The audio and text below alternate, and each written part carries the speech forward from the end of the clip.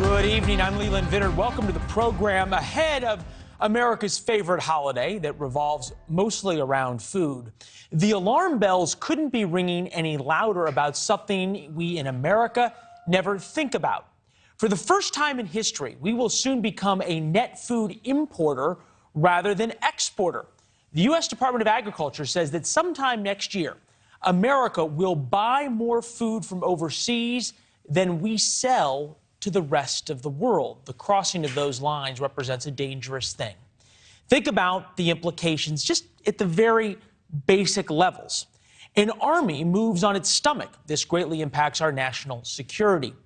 The American farmer helped us win World War II.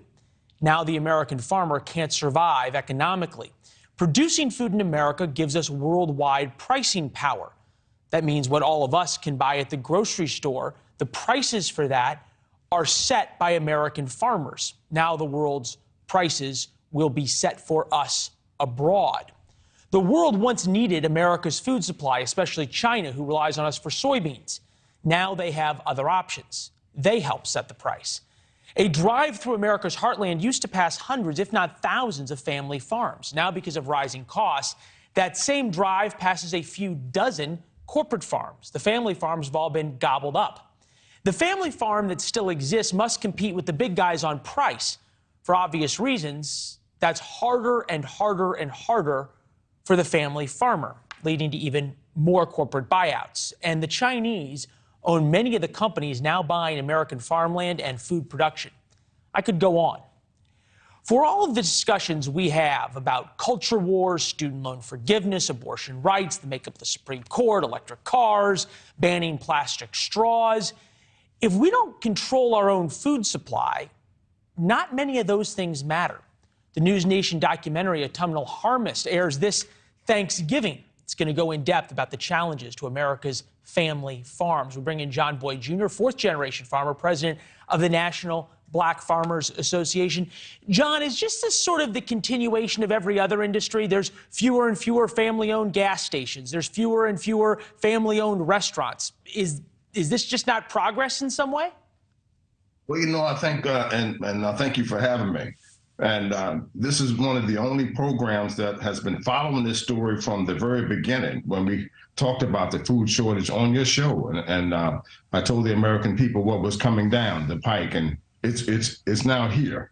For the first time this year, Americans will be paying 20% more for Thanksgiving dinner this year. And for the first time, American farmers are facing a 14% hike in farm equipment, a 12% hike in farmland in this country. So everything is on the rise for the farmer, and we don't see much happening to fix or address some of these problems that we're facing right now in this country. And look, we all understand, at least hopefully we all understand how important this is. And you have been on the flip side of this, ringing the alarm bells as loud as you possibly can for anybody to listen.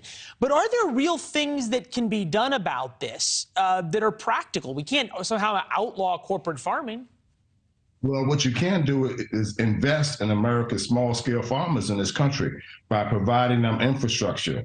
And, when I looked at the aid that's going to Ukraine, and I think the aid does need to go to Ukraine, but it also needs to go to the American farmers here at home. And they provided infrastructure for those farmers with farm equipment, seed and lime and fertilizer, things that we can't get in our own country here. This administration was able to do it, and they've done it swiftly and quickly. And we have farmers right now who didn't get debt relief, who didn't get farm operating loans, and the list goes on and on and on. We have to put America's farmers first here in our country and take care of home first. And you spoke about China. China is the biggest problem. They're at these farm auctions that I attend to purchase land, and it's the Chinese government through individuals that's buying this land.